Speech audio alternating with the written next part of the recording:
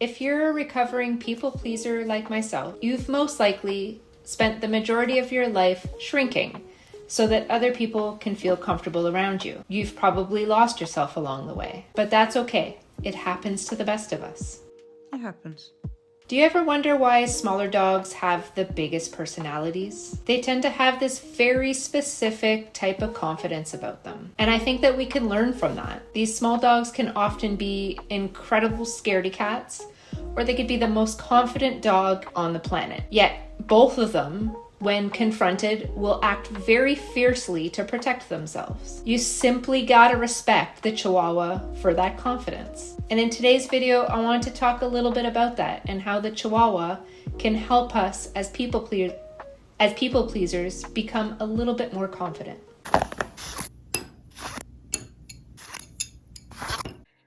When people look at Chihuahuas, they often see tiny dogs with massive, larger-than-life attitudes.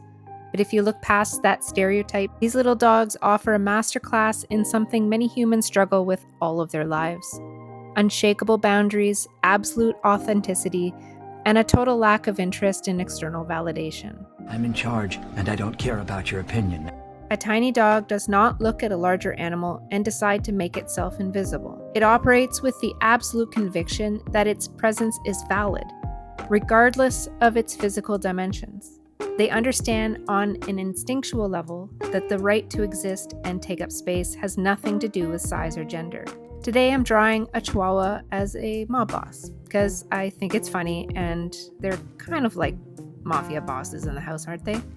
A traditional crime boss understands boundaries, territory, and consequence, and they do not negotiate on their core terms. Chihuahuas are the same way. Small dogs are legendary for that exact boundary work. If you cross a line that they have established in their mind, you'll know about it immediately. There's no second guessing, no hesitation, and no passive aggressiveness on their part. In fact, having worked extensively around animals myself, I've been bitten by more Chihuahuas than any other dog. And the dog bites! That makes complete sense when you look at how humans treat them.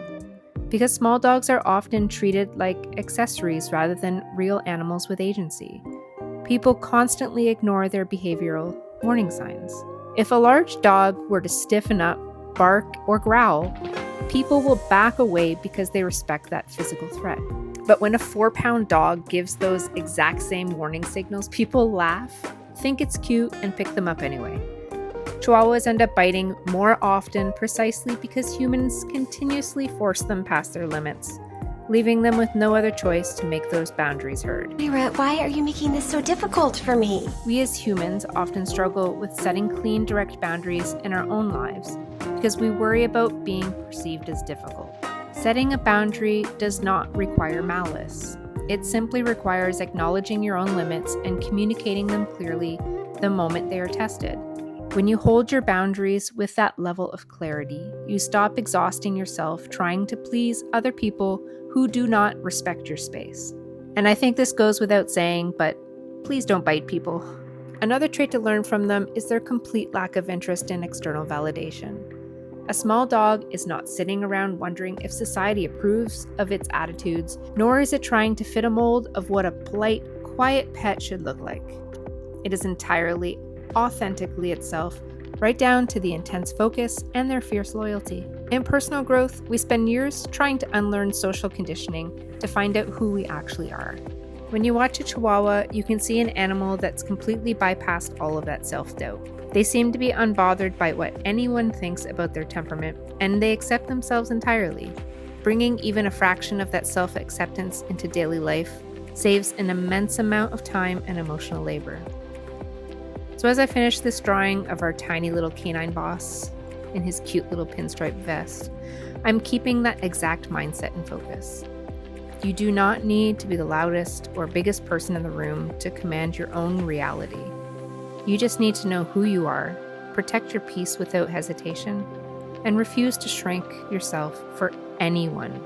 If you like how this piece turned out, the original artwork and some prints will officially be for sale on my website by the end of the week, so make sure to check it out in the link in the description. Thank you so much for watching, and I'll see you in the next video.